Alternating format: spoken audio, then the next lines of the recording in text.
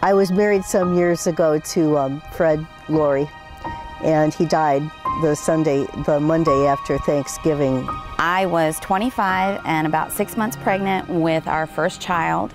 I was home for Thanksgiving. We had a situation where my father-in-law suffered a stroke, had basically just days to live, and he was the favorite grandpa of our son, the Marine, who's in Japan. I was actually with my mom and Fritz when he passed. Steve had been at sea.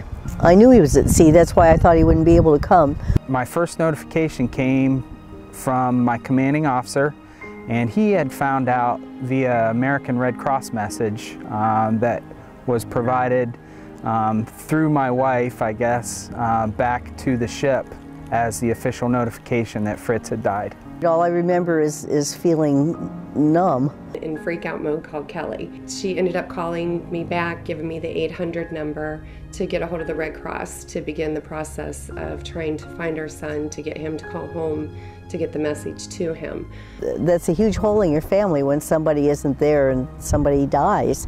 That took all of like 20 minutes before I actually had him on the phone. When Steve walked in, I just felt enormous relief.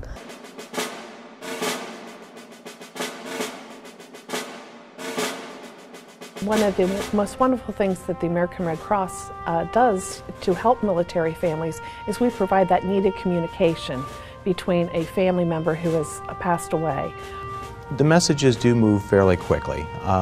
We're oftentimes able to go and get those messages served and to the service members' commands in places such as Afghanistan in as little as 2 hours. Just recently, the Red Cross has gone through a transformation. We've consolidated a lot of our services. We would get the calls, and we just weren't. We were performing the service, but we didn't have that trained expertise as someone who does it 24/7. Before the spouses go out to sea, we are all given what's called pre-deployment packets. The world of technology, cell phones, emails, Facebook. My son, being in the Marines, didn't have a cell phone. And what those families are able to go ahead and do is reach out to a particular caseworker through the Red Cross who is specialized in taking these types of cases. You know, 2 phone calls and they had him get in contact with us that fast. With the advance of social media, cell phones, all those types of things right there, the military command still does wish to have the information confirmed by an independent third party.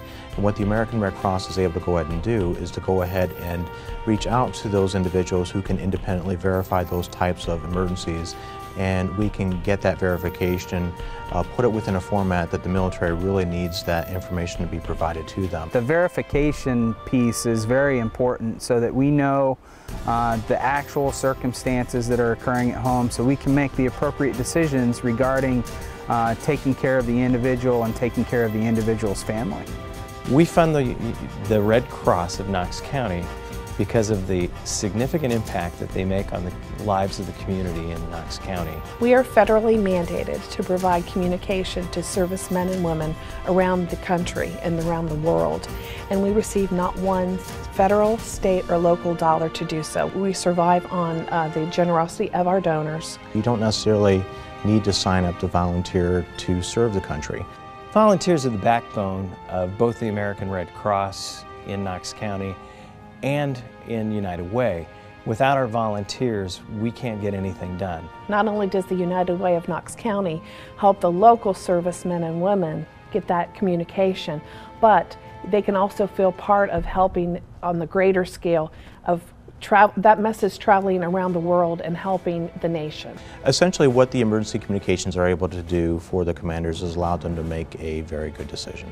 Yeah, if we weren't provided that service by the Red Cross, the military commands would have to go out and seek out the information on their own by making calls back to various hospitals and nursing homes and things of that sort in order to get the full picture.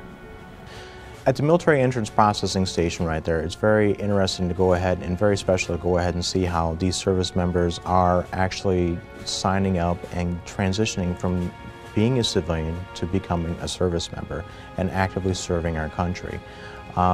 Having gone through that myself, it's a very powerful feeling to know that this is something that you are doing on behalf of the country for something that's greater than yourself right there. I've always been very proud of our United States military, but I think it's at another level now, especially since I saw the training he went through for boot camp and saw the graduation process and the pride that those young men have when they come out of boot camp and the commitment that they had. I went into the Air Force back in December 15th of 1989.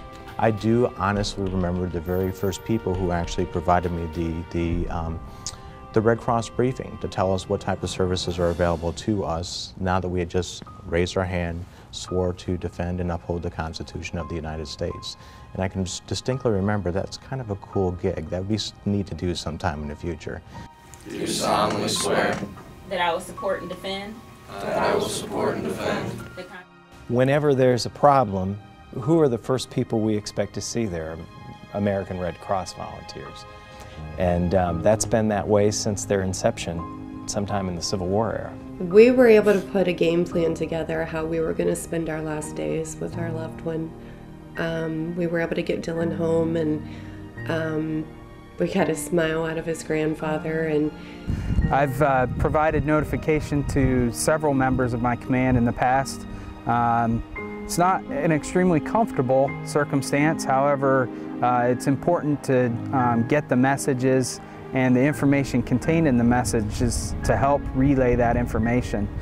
It was bittersweet, but it was really... Yeah, I really think that my father had the last few minutes of his life with a smile on his face, because it still makes me tear up. I know. Because of this, because the Red Cross got our son back home so quick.